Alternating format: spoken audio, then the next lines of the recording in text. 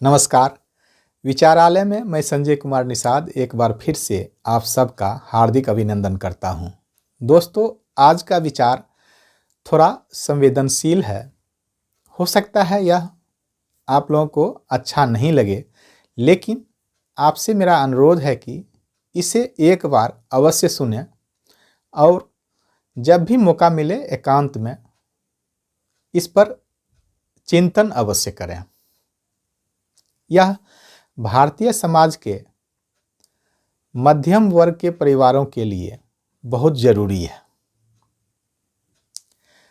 अच्छा इसलिए नहीं लोगों को लगेगा या नहीं लगता है, कुछ ऐसी विचारें कि हम जो सुनना चाहते हैं, जो जानना चाहते हैं, वही जानकारी अगर हमें मिले तो वह मुझे या दूसरे को पसंद आती है।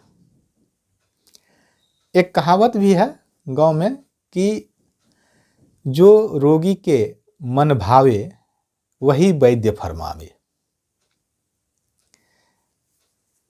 अर्थात जो हमें अच्छा लगता है, सामने वाला अगर चतुर हो तो वही चीज़ हमारे सामने प्रस्तुत करता है, चाहे वह भोजन हो या विचार हो या और कुछ हो। उससे उनका हो सकता है कि भला हो, लेकिन हमारा भला होगा या नहीं होगा इस पर हमेशा संदेह रहता है। जैसे कि अगर कोई वैद्य या डॉक्टर मरीज के इच्छा अनुसार दवा दे या स्वाद अनुसार दवा दे तो यह संभव है कि रोग का निदान शायद ही हो। विचार के मामले में भी वैसा ही है। आजकल इस विषय पे बहुत कम लोग बोलने वाले हैं, क्योंकि लोगों को बहुत जल्दी इस क्षेत्र में भी प्रतिष्ठा चाहिए और साथ में आमदनी भी चाहिए, क्योंकि बिना आमदनी के शायद लंबे समय तक कोई कार्य नहीं कर सकता है। यह भी सच है। इसीलिए ऐसे विषयों पर, ऐसे विचारों पर बहुत कम लोग बोलते हैं, चाहे वह सामाजिक व्यक्ति हो या धार्मिक या राजनीतिक व्यक्ति हो। बहुत पहले या हो सकता है कि जब इतिहास भी आप पलटेंगे तो गिने चुने लोग होंगे जो ऐसे मुद्दे को उठाते हैं। अभी भी कुछ लोग हैं, यूट्यूब पर भी हैं, ऐसी बात नहीं है कि नहीं है, लेकिन वे भी इस बात को या इस तरह के मुद्दे को घुमा फिरा कर बताते हैं ताकि लोगों को वह मनोरंजक लगे या लोग उसे पसंद करें। इसे कहने में मुझे कोई हिचक नहीं है। लोग मेरे विचार से हो सकता है कि सहमत ना हो, यह स्वाभाविक भी है, क्योंकि जब भी कोई नया विचार हम सुनते हैं तो हमारा मस्तिष्क एकाएक उसे स्वीकार नहीं करता है, उसे अस्वीकार कर देता है। यही वजह है कि जितने लोग मेरे विचारों को सुनते हैं, बहुत सारे लोग बीच में ही छोड़ के चले जाते हैं।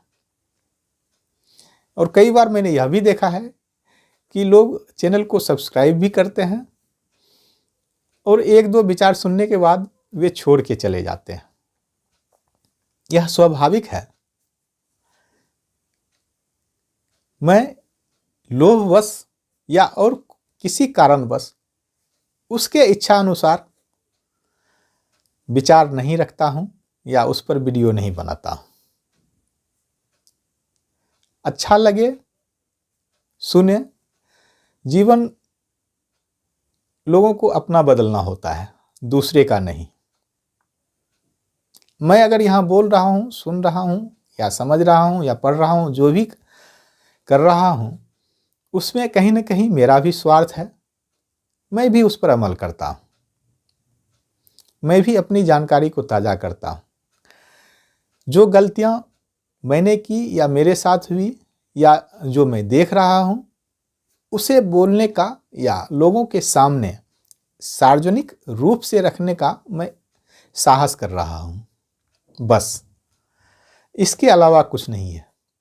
मैं कई बार कह चुका हूँ कि मैं यह नहीं चाहता कि इससे मुझे बहुत सारा आमदनी हो,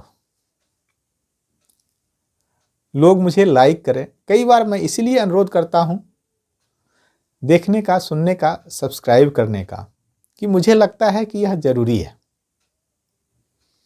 लोगों के लिए। वरना आप देखें ना देखें, मैं अगर देखूं ना देखूं किसी को, यह मेरी मर्जी हो सकती है, इसमें कोई बाध्यता नहीं है। हमारे समाज में कई ऐसी त्रुटियां हैं, विश्वास जिसे लोग अंधविश्वास भी करते हैं, या कुछ ऐसी मान्यताएं हैं या कुछ ऐसे विचार हैं लोगों का कि उसके चपेट में सभी लोग आते हैं, उसके चपेट में पूरा जीवन तबाह हो जाता है। सिर्फ जीवन नहीं, पीढ़ी दर पीढ़ी उसमें पिसे आ रहे हैं। लेकिन इस तरह से माहौल बनाया गया था या बनाया जा रहा है या बनाया जाता है कि लोगों को लगता है कि सच यही है, उसका विरोध नहीं कर पाते हैं। लेकिन जब वह समझ जाते हैं कि नहीं, यह सही नहीं है, तब तक बहुत देर हो चुका होता है। और जहां तक मैं अनुभव कर पा रहा हूं कि लोग इस तरह से प्रतिक्रिया करते हैं कि जो गलतियां मेरे साथ हुई है, उसी गलती को, या कोई मेरे साथ अगर न्याय नहीं किया है तो मैं भी दूसरे के साथ वही बर्ताव करूं।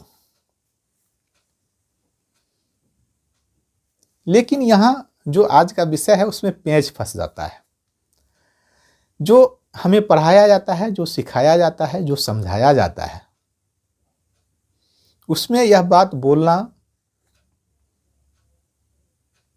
बहुत साहस का काम है कि हमारे परिवार के लोग या हमारे माता पिता हमें किस नज़र से देखते हैं, उनके लिए हम लोग क्या होते हैं, या अगर हम खुद माता पिता हैं तो हमारे नज़र में हमारे बच्चे क्या हैं। यह विषय सोचना अभी के समय में बहुत जरूरी है। इसको कई परिप्रेक्ष्य में देखना भी जरूरी है कि क्या जो हमारे साथ हो रहा है वह सही है, या क्या हम जो अपने बच्चों के साथ कर रहे हैं वह सही है।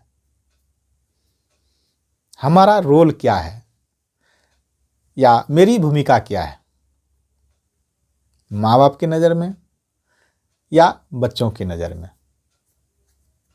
इस वीडियो को दोनों पीढ़ी के लोग अवश्य देखें।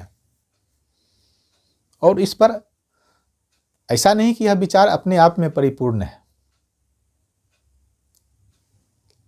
इस पर आप सब भी अपना विचार रख सकते हैं, इस पर आपस में बातचीत कर सकते हैं।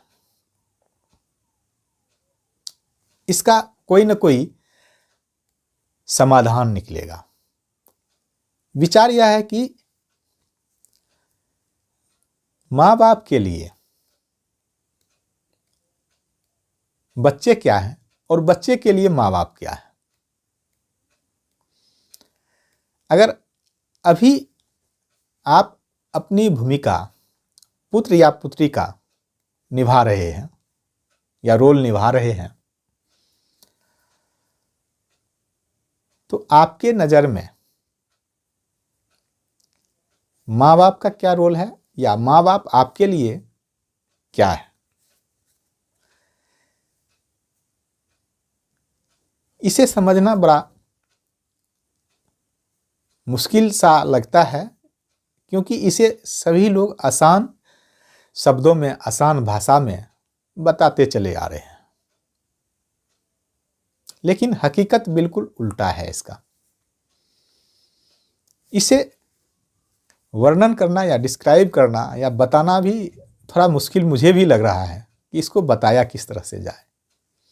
यह विषय ऐसा नहीं कि 10 पॉइंट बना लें, उस पर बोल दें कि यह जरूरी है कहीं, क्योंकि अक्सर समाज में यह देखा जाता है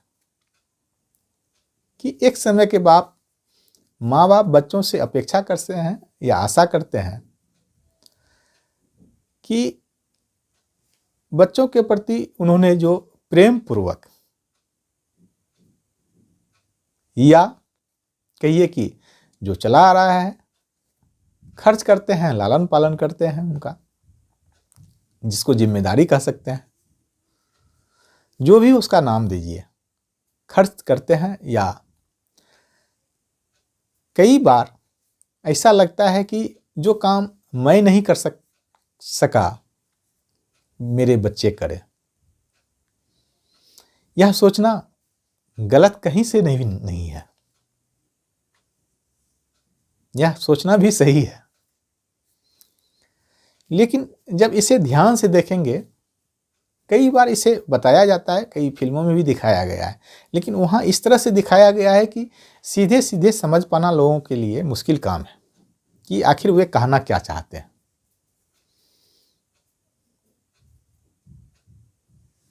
माँ बाप खर्च करते हैं, अपनी हैसियत से ज़्यादा भी करते हैं बच्चों की शिक्षा दीक्षा पर, लालन पालन पर। सभी माँ बाप करते हैं अपनी सामर्थ्य के अनुसार। लेकिन माँ बाप, अब यहीं से शुरू होता है कि माँ बाप फिर क्या चाहते हैं। माँ बाप अगर यहीं तक रुक जाते तब तो जो सामाजिक विसंगतियां हैं वो शायद नहीं होती, वे यहां नहीं रुकते। बदले में बच्चों से वे रिटर्न चाहते हैं। इसीलिए मैं आज के विचार का शीर्षक दिया हूं कि आप बाप हैं या बैंक हैं, क्योंकि रिटर्न मांगना या रिटर्न के लिए खर्च करना या उधार देना बैंक का काम है। अगर हम आप भी वही कर रहे हैं या हमारे आपके साथ भी वही हो रहा है, तो स्वाभाविक रूप से बाप नहीं बैंक है। अब रिटर्न के रूप में हम सब क्या चाहते हैं या हमसे क्या चाहा जाता है। अगर हम लोग बच्चे हैं तो माँ बाप क्या चाहते हैं, या हम लोग अगर माँ बाप हैं तो हम लोग बच्चे से रिटर्न के रूप में क्या चाहते हैं। कई बार आप सुने होंगे, या हो सकता है आपके साथ भी घटा हो, या आप भी इस तरह बोल रहे होंगे कि बच्चों के लिए मैंने अपनी ख्वाहिश को मार दिया, हम लोग कुछ नहीं, हम लोग ये करना चाहते हैं, मतलब कि त्याग किए। बदले में बच्चे से वे कुछ न कुछ रिटर्न चाहते हैं, कुछ न कुछ नहीं, वे बहुत कुछ रिटर्न चाहते हैं। त्याग करने की आवश्यकता है क्या? यह सिर्फ एक पीढ़ी की बात नहीं है, यह तो सिलसिला है, यह चलता रहेगा। तो कोई किसी के लिए त्याग क्यों करे? अगर बच्चे उस योग्य नहीं हो सके कि उसके त्याग के बदले में उतना दिया जाए, यानी कि जितनी रिटर्न की अपेक्षा माँ बाप कर रहे हैं, अगर उतना रिटर्न बच्चे नहीं दे सके तो वहीं पेंच फंस जाता है। इसीलिए देखते हैं, अब देखिए इससे विसंगतियां कहाँ होती है और समाज में जो कुरीतियां हैं वो कहां से निकलता है। जरा ध्यान से सोचेंगे तो विवाह में जो दहेज की परिपाटी है, वे इसी मानसिकता की पूर्ति के लिए शुरू हुई है। साफ शब्दों में हम सब इस बात से अवगत हैं, देखे हैं या अनुभव किए हैं या उसके लिए जिम्मेदार भी हैं। साफ शब्दों में कहा जाता है कि मैंने बच्चों पर इतना खर्च किया। क्या आपको लगता है कि जो दहेज मिलता है या जो भी सामान, उसको अगर दहेज भी नहीं कहा जाए, जिस रूप में मिलता है, तो क्या विवाह में वर वधू के लिए वह होता है? वर वधू या सिर्फ वर वधू के लिए वह होता है, या उसके परिवार वाले उस चीज का या उस धन का ज्यादा उपभोग करते हैं? यह बातें किसी से छिपा हुआ नहीं है। माँ बाप सिर्फ स्वार्थ पूर्ति के लिए स्पष्ट रूप से कहते हैं कि मैंने इतना खर्च किया है तो वापसी में मुझे तो चाहिए, और उसे फिर इस तरह से खर्च किया जाता है कि वह धन जैसे बिल्कुल मुफ्त का हो, जबकि उसे जमा करने में जो कन्या पक्ष के लोग हैं, खासतौर के जो लड़की के माता पिता हैं, उसका जीवन गुजर जाता है। और लोग इस तरह से शान शौकत में उसे उड़ाते हैं। आप कहेंगे कि यह विवाह जीवन में एक बार होता है। हाँ, यह भी सच है, लेकिन एक बार होता है, उस एक बार के लिए पूरा जीवन बर्बाद नहीं करना है। और ज्यादातर लोग जैसे जैसे समय आधुनिक होते जा रहा है, उस पर इतना ध्यान दिया जा रहा है कि उस चक्कर में जो सामान्य जीवन जो आनंद पूर्वक व्यतीत कर सकते थे लड़का लड़की, वर वधू, बाद में उसका जीवन कष्टमय हो जाता है। सिर्फ इसीलिए कि माँ बाप यह चाहते हैं कि उसे भरपूर रिटर्न मिले, उसे मिले।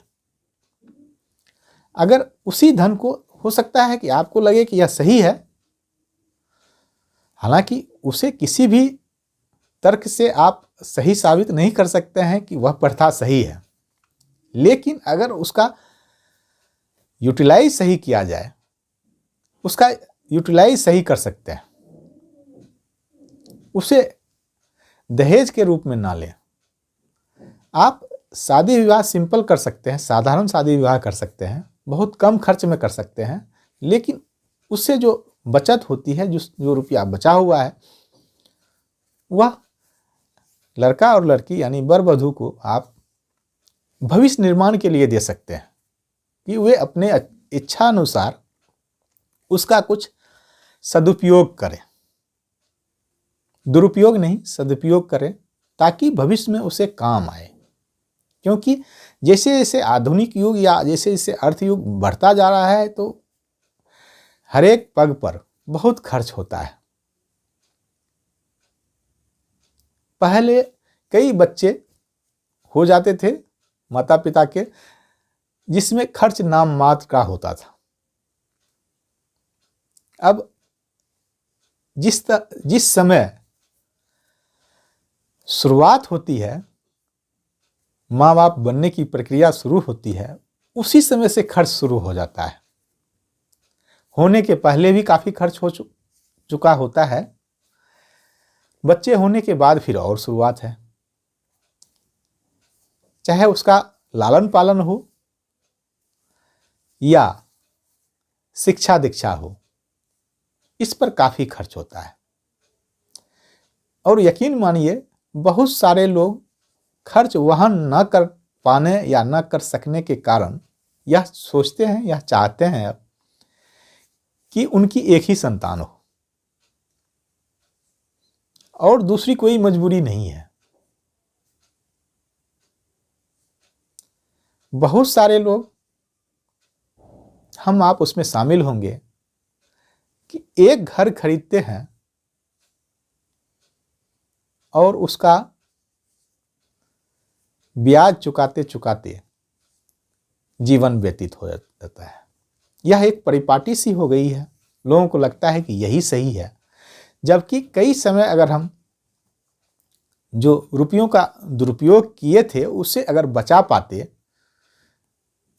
तो घर आसानी से हो जाता, या उतना ऋण नहीं चुकाना पड़ता, उतना कर्ज नहीं लेना पड़ता, उतना ब्याज नहीं देना पड़ता जितना दिया जाता है या दिया जा रहा है।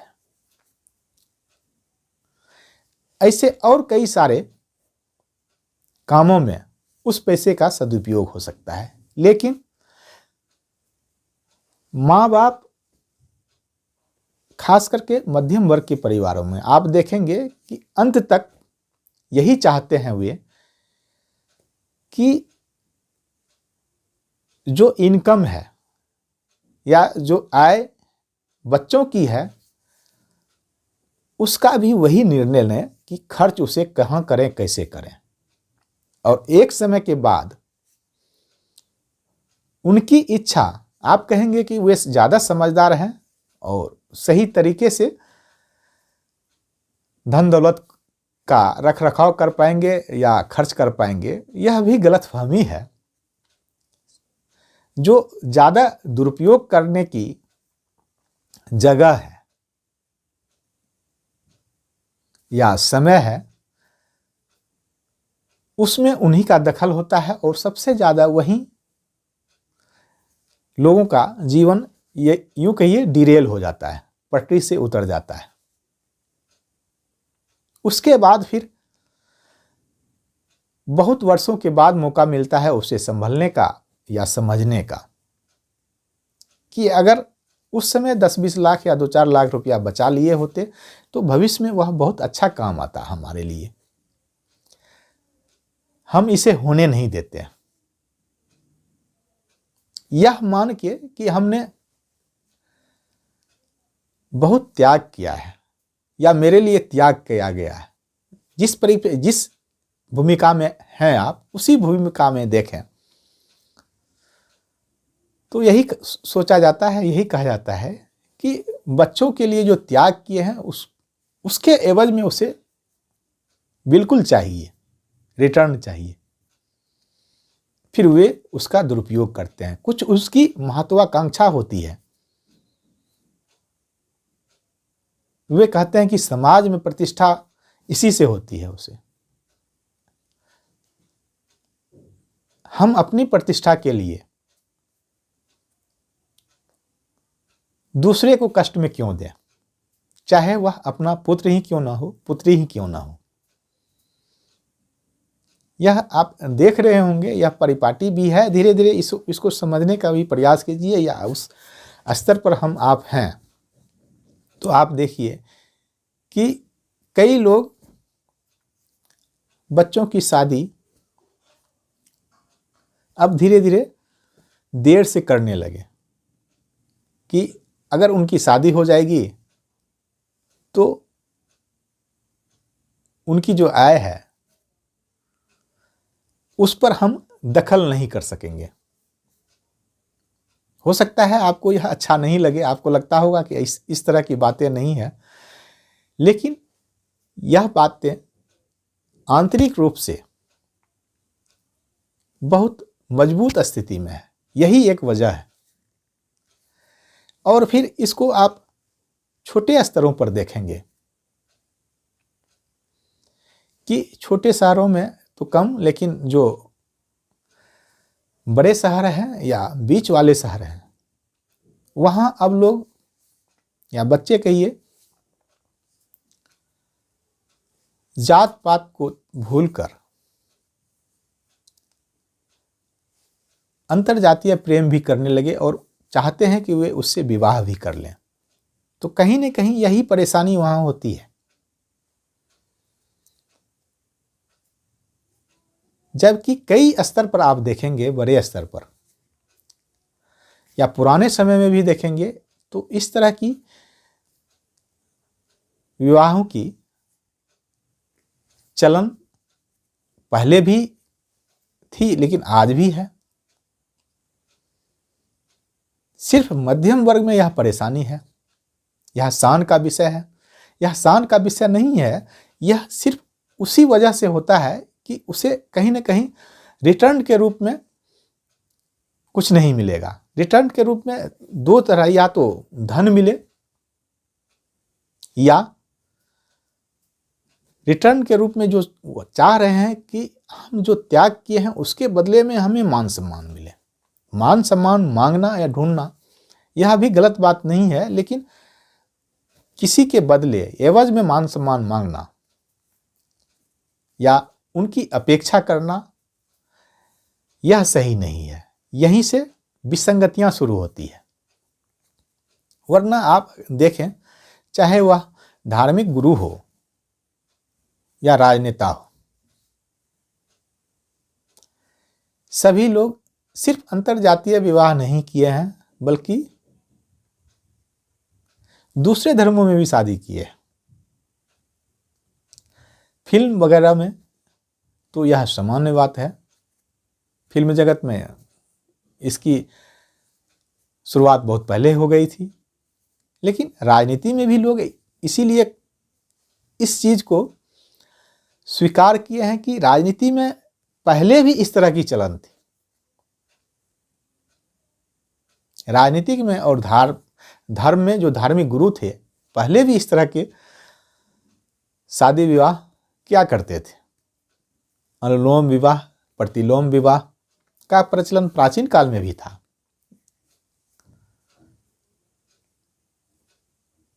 राजा दूसरे राजा से संबंध बनाते थे विवाह के ही रूप में, इसीलिए कई कई शादियां कर लेते थे लोग, राजा महाराजा।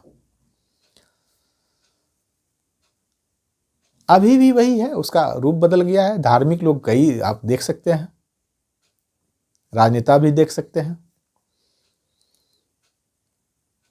वे किए जा रहे हैं। लोग जो धर्म के नाम पर कहते हैं इस धर्म को हम मजबूत बनाएंगे, यह कटाक्ष नहीं है, यह इसको अदरवाइज भी नहीं लेना है। जो कह रहे हैं कि हम इस धर्म को मजबूत बनाना चाह रहे हैं, गलत भी नहीं है, लेकिन उनके परिवार के लोग भी दूसरे धर्मों में शादी करते हैं। धर्म वाले लोगों के साथ प्रेम संबंध है उनका और विवाह भी होता है। सिर्फ मध्यम वर्ग जो है वो सिर्फ इस बात को इसीलिए जकड़े हुए हैं या पकड़े हुए हैं कि उनको रिटर्न चाहिए, एक तगड़ा सा रिटर्न चाहिए, चाहे वह त्याग समर्पण नहीं किए हों। और त्याग समर्पण करने की मुझे नहीं लगता है कि आवश्यकता है, चाहे हम बाप के रूप में हो या पुत्र के रूप में हो। पुत्र के रूप में है तो कभी न कभी बाप बनेंगे, पुत्री के रूप में है तो कभी न कभी माँ बनेंगे। त्याग या समर्पण करने की आवश्यकता नहीं है, यह प्रकृति का नियम है, यह स्वाभाविक है, इसे स्वाभाविक गति से चलने दीजिए आप। आने वाले जो भी समय है वह बहुत सुखद नहीं रहता है, उसे सुखद बनाना पड़ता है, क्योंकि पहले लोगों के पास उतने मौके नहीं थे खर्च करने के, उतनी जरूरतें नहीं थी, इसीलिए इतना जीवन जो है दुष्कर नहीं था, कठिन नहीं था। अब कठिन होता जा रहा है, इसीलिए लोग प्लान करते थे। पहले लोग प्लान नहीं करते थे जीवन का, फिर भी बहुत अच्छे तरीके से जी लेते थे, सुखमय जीवन था। ऐसा नहीं कि आनंद की कमी थी उसमें। लोगों के दर्जनों बच्चे होते थे, कभी प्लान करके बच्चे नहीं किए थे वे, और फिर भी कभी कोई परेशानी नहीं हुई, चाहे वह जिस वर्ग में हो। उनका निर्वहन या जीवन यापन बहुत बढ़िया से चल जाता था। लेकिन अब हर एक चीज के लिए प्लान इसलिए करना पड़ रहा है कि सभी जगह हमें बहुत ज़्यादा खर्च करना पड़ता है। इसीलिए अगर हम धन का सदुपयोग नहीं करेंगे, दुरुपयोग करेंगे, तो हमारा प्लान कहीं न कहीं फेल हो जाएगा। और समाज में जिस तरह की स्थिति बनी हुई है कि हम किसी चीज़ का विरोध नहीं कर पाते हैं, कि यह सही नहीं है, जिसका परिणाम हुआ कि विवाह में बहुत सारा खर्च होने लगा। वहाँ बचाया जा सकता था। दूसरे जगहों पे भी इस तरह के, मृत्यु में भी कुछ जगह इस तरह की परिपाटी है कि लोग ज़रूरत से ज़्यादा खर्च करते हैं। इन दोनों जगहों में बहुत सारा कर्ज होता है और यह नहीं कहा जाए कि कुछ समय के लिए इसका असर पड़ता है, इसका असर जीवन भर पड़ता है। तो कुल मिला के यह कहा जा सकता है कि हम जो कुछ कह रहे हैं या हम जो कुछ भी कर रहे हैं, अगर हम लोग माता पिता हैं तो अपने बच्चों को पालना हमारी यह प्राकृतिक जिम्मेदारी है और इसको बहुत सारा बोझ नहीं लेना है और इस सोच के साथ नहीं करना है कि बदले में हम उससे बहुत सारा रिटर्न लेंगे। रिटर्न लेना बैंक का काम है, हम उसे ब्याज पर रुपया नहीं लगा रहे हैं। अगर यह मानसिकता हो जाए कि उससे हमें कोई रिटर्न नहीं चाहिए, हम अपने जीवन को शुरू से जीना शुरू करें। मतलब अगर हम बच्चे को पाल रहे हैं तो कहीं ना कहीं हमारे पास आय का स्रोत है, तो जीवन में हमारी जो अपेक्षाएं हैं, हम जो चाहते हैं आनंद के रूप में, चाहे जो कुछ भी चाह रहे हैं, जो हमारी ख्वाहिशें हैं, उसे हम स्वयं धीरे धीरे या पार्ट वाइज उसे पूरा करते जाएं। ऐसा नहीं कि बच्चे जब कमाएंगे तो उसके पैसे से हम तीर्थ स्थल जाएं या वहाँ घूमने जाएं या मौज मनाएं या अपेक्षा करें, चाहे वह घर बनाना या कुछ भी करना हो। हम अपनी इच्छाओं का न तो दमन करेंगे, दमन मतलब इच्छाओं को रोकना नहीं है, जितना हो सकता है। यह जरूरी नहीं है कि बहुत सारा धन हो तभी हम बहुत बढ़िया से जी पाएंगे। मतलब हमें त्याग नहीं करना है, हमारी जो इच्छा है उसको पूरा करते जाए, तो बाद में हमें यह नहीं लगेगा कि हमें रिटर्न के रूप में कुछ चाहिए। और यह सोचना भी नहीं है कि हम जो उस पर खर्च किए हैं उसके बदले में कोई और चुकाए या खुद वही चुकाए। क्यों चुकाएगा? यह तो एक गति है या समय या प्रकृति का नियम है। पृथ्वी पर कोई भी जीव जंतु है, सभी अपने बच्चे को पालते पोसते हैं, लेकिन मानव के अलावा दूसरा कोई अपने बच्चों से कोई रिटर्न नहीं चाहते हैं।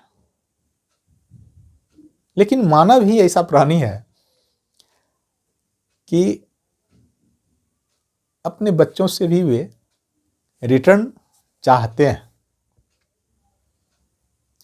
चाहते क्या है? अभी तक तो ले ही रहे हैं, बहुत सारे लोग ले रहे हैं, कुछ लोग समझदार हो चुके हैं, इसमें भी कोई शक नहीं है। तो हम सब इस विषय पर, इस विचार पर गंभीरतापूर्वक चर्चा करें, सोचें, समझें और इसे जीवन में अमल में लाएं। आज का विचार जो है इसी अनुरोध के साथ हम समाप्त करते हैं। यहाँ तक सुनने के लिए, यहाँ तक साथ देने के लिए आप सबों का बहुत बहुत धन्यवाद, धन्यवाद, धन्यवाद।